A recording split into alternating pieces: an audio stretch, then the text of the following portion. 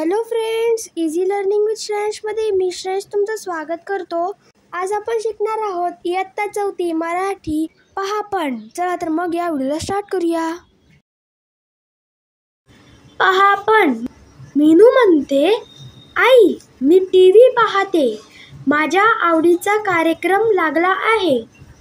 आई म्हणते, मीनू इतक्या जवळ बसून आणि एकसारखं टक लावून टीव्ही पाहू नकोस, डोळे दुखतील तुझे. मीनू म्हणते, आई लवकर ये, बघ ना माझ्या डोळ्यांना त्रास होतोय, डोळ्यांतून पाणी येतंय. आई म्हणते, अगं दूर बसून टीव्ही बघ, म्हणजे डोळ्यांना त्रास होणार नाही. आई म्हणते, मीनू आज नाही तुझे डोळे दुखणार, अन बरं का मीनू, टीव्ही खूप जवळून बघू नये. शब्दार्थ.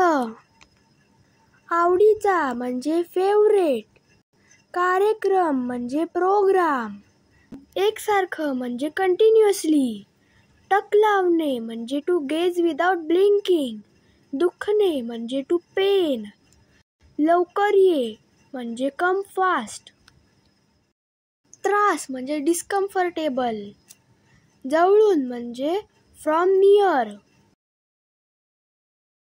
प्रश्न पहिला. खालील प्रश्नांची उत्तरे लिहा. अ. मीनू काय करत होती? उत्तर. मीनू टीव्ही पाहत होती. आ.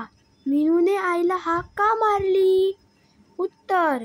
मीनूच्या डोळ्यांना त्रास होत होता व डोळ्यांमधून पाणी येत होते, म्हणून मीनूने आईला हाक मारली. ई. टीव्ही पाहताना कोणती काळजी घ्यावी? उत्तर. जवळ बसून आणि एकसारखं टक लावून टीव्ही पाहू नये. सो फ्रेंड्स, तुम्हाला व्हिडिओ कसा वाटला ते मला नक्की कमेंट करून सांगा आणि माझ्या व्हिडिओला लाईक करा, शेअर करा, सबस्क्राईब करा, बेल आयकॉनवर प्रेस करायला विसरू नका. Thank you friends and bye bye.